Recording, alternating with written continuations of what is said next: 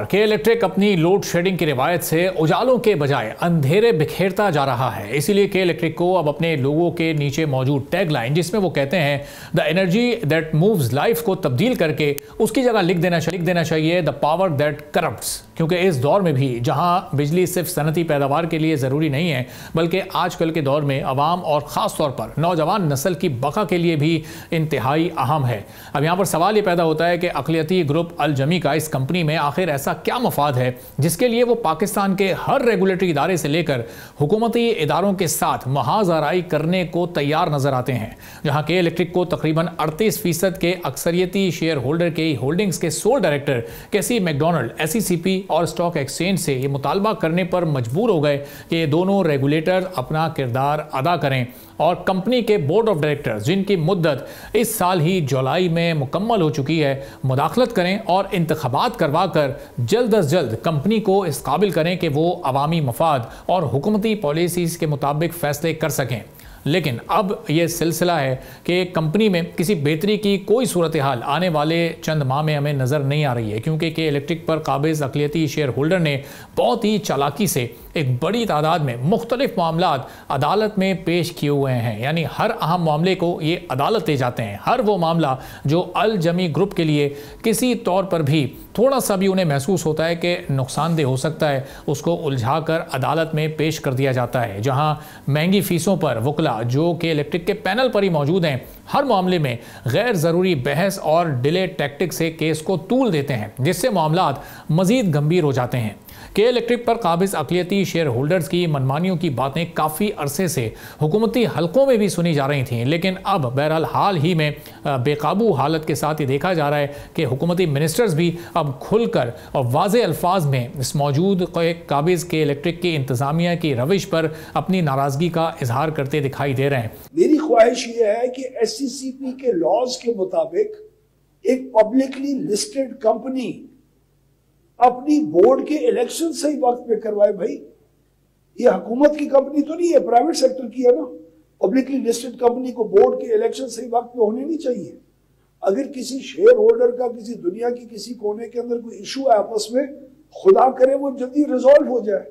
हुकूमत का तो शौक नहीं है अपना CEO बिठाने का, हमें तो अपने अच्छे CEOs नहीं मिलते, तो हम उनके लिए कहां से बिठाएंगे। इस सिलसिले में वफाकी वज़ीर तवानाई और पावर डिवीजन सरदार उवैस लग़ारी ने के इलेक्ट्रिक बोर्ड में अक़लियती शेयर होल्डर्स के रवैये पर उनको तनकीद का निशाना बनाया और कहा कि इलेक्ट्रिक बोर्ड ऑफ डायरेक्टर के इंतखाबात सही वक्त पर करवाए। उन्होंने SECP के कवानीन का हवाला भी दिया, जिसमें स्टॉक एक्सचेंज में लिस्टेड कंपनी को मुनासिब वक्त पर बोर्ड के इलेक्शन न करवाने पर तनकीद का निशाना बनाया। उन्होंने मजीद कहा कि इलेक्ट्रिक को अपनी कारकर्दगी बेहतर करने की ज़रूरत है। ऐसे में मौजूदा अक़लियती शेयर होल्डर जो कंपनी पर काबिज हैं, उनको यूनिफॉर्म टैरिफ रिजीम का नाम दिया गया। उवैस लग़ारी ने मजीद क्या कहा, ये सुनिएगा। Needs to do much better for it to provide reliable and assured power at good tariffs। अभी तो शुक्र करें कि यूनिफॉर्म टैरिफ की रजीम है, वरना कराची के लोग पता नहीं किस रुपए पर यूनिट पे कर रहे होते, और हैदराबाद के और सखर के। By the way, uniform tariff is another big evil in the system, which we might not have the courage to go through this reform, but ultimately the power sector cannot. We are disincentivizing efficiencies in the distribution sector by holding on to the uniform tariff system.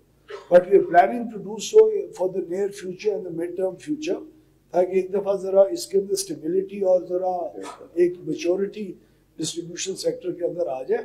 और दूसरी बात है मुश्ताक साहब, मैं ये बात डंके की चोट पे 100 दफा कहूंगा कि जो इनएफिशिएंसीज हैं, चाहे वो इन्वेस्टर के फायदे में हो या हमारे फायदे में हो। हुकूमती हलकों में इस लेवल पर एक प्राइवेट कंपनी को इस हद तक तनकीद का निशाना बनते हुए आमतौर पर कम ही देखा जाता है, जिसकी सिर्फ और सिर्फ एक वजह सामने है, और वो ये कि के इलेक्ट्रिक को जो काम करना था वो नहीं हुआ, बल्कि इसके बरक्स कंपनी पर काबिज इंतजामिया ने हर वो काम किया जिससे सर्विस डिलीवरी से लेकर कंपनी की साख और इन्वेस्टर का एतमाद शदीद मुतासिर हुआ है। इसके साथ ही उनका यह कहना था कि के इलेक्ट्रिक बतौर लिस्टेड कंपनी बोर्ड इंतखाबात कराने का पाबंद है और नाकिस कारकर्दगी की वजह से हुकूमत इसको मजीद 100 अरब रुपए सब्सिडी नहीं दे सकती।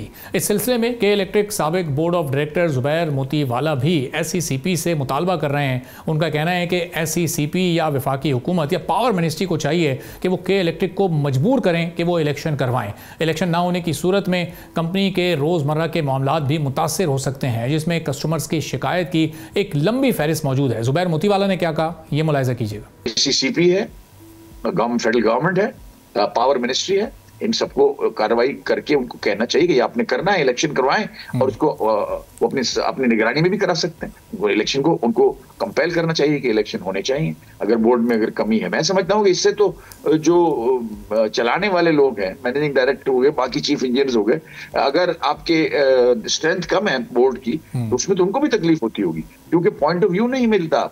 अगर आपके जितनी स्ट्रेंथ है बोर्ड की उसकी पॉइंट ऑफ व्यू मिले तो आपको मेजॉरिटी का पता चलेगा, तो उससे फायदा होगा, वरना तो आपको फायदा तो नहीं होगा। सूरत-ए-हाल अब इतनी खराब हो चुकी है कि एक साबिक बोर्ड मेंबर के इलेक्ट्रिक जुबैर मोतीवाला और पावर डिवीजन के वफाकी वजीर SECP से मुतालबा कर रहे हैं कि वो के इलेक्ट्रिक के बोर्ड ऑफ डायरेक्टर्स के इलेक्शन करवाएं। हमारी टीम मुसलसल इस सिलसिले में SECP के चेयरमैन और तर्जुमान से राब्ते में रही और उनका मौक़िफ़ जानने के लिए उनसे रब्ता किया गया। इस प्रोग्राम में शिरकत की उनको दावत दी गई, लेकिन दोनों की तरफ से ही मुस्तकिल इनकार किया जा रहा है। बिजली की फराहमी और सस्ती बिजली इस वक्त इंतहाई ज़रूरी हो चुकी है, लेकिन SECP जैसा रेगुलेटरी इदारा अवामी मफाद में क्यों कोई इक़दाम नहीं कर पा रहा, ये जानना और मामलात को सही करना ज़ाहिर है हुकूमत का काम है। लेकिन रूल्स के तहत SECP क्या कर सकता है, ये हम आपको बताते हैं। SECP कंपनीज एक्ट 2017 की दफ़ा 158 की शिक 2 है, जिसके तहत SECP यह हक रखता है कि अगर किसी कंपनी को डायरेक्टर्स के इलेक्शन की मीटिंग करने में कोई रुकावट आ जाए तो रजिस्ट्रार मीटिंग की तारीख आगे बढ़ा सकता है। इसके अलावा अगर कंपनी को कोई मुश्किल पेश हो तो रिटायर होने वाले डायरेक्टर्स मीटिंग की मुकर्रर तारीख से 45 दिन पहले रजिस्ट्रार को बताने के पाबंद होते हैं और साथ ही इस मामले में टाइम बढ़ाने की दरख्वास्त भी देनी होती है। इस सूरत में रजिस्ट्रार मीटिंग का वक्त बढ़ा सकता है, मगर मजमूई ताखीर असल तारीख से 90 दिन से ज़्यादा नहीं हो सकती। के इलेक्ट्रिक के मामले में इस रूल की खुली खिलाफ वर्जी अल जमी ग्रुप की हठधर्मी के बाइस देखी जा सकती है। इसके अलावा कंपनीज एक्ट 2017 की दफ़ा 158 की शिक 3 है, जिसके तहत किसी डायरेक्टर की खाली होने वाली जगह को पुर किया जाता है। इसके मुताबिक अगर बोर्ड में इत्तेफाकन कोई नशिस्त खाली हो जाए तो बाकी डायरेक्टर्स इस खाली जगह को पुर कर सकते हैं। मगर के इलेक्ट्रिक के बोर्ड ऑफ डायरेक्टर्स में 3 नशिस्तें 3.5 साल से खाली होने के बावजूद डायरेक्टर्स के लिए इलेक्शन या डायरेक्ट हायरिंग जुलाई से अब तक नहीं हुई है। अब इस सारी सूरत हाल में SECP यानी securities and exchange commission of Pakistan as regulator अपना बड़ा अहम किरदार अदा कर सकता है, लेकिन क्यों नहीं कर रहा जब उसके पास ये अथॉरिटी भी है। वो के इलेक्ट्रिक को पाबंद कर सकता है बोर्ड इलेक्शंस के लिए। सब्सक्राइब करें और बेल दबाएं ताकि कोई खबर रह न जाए।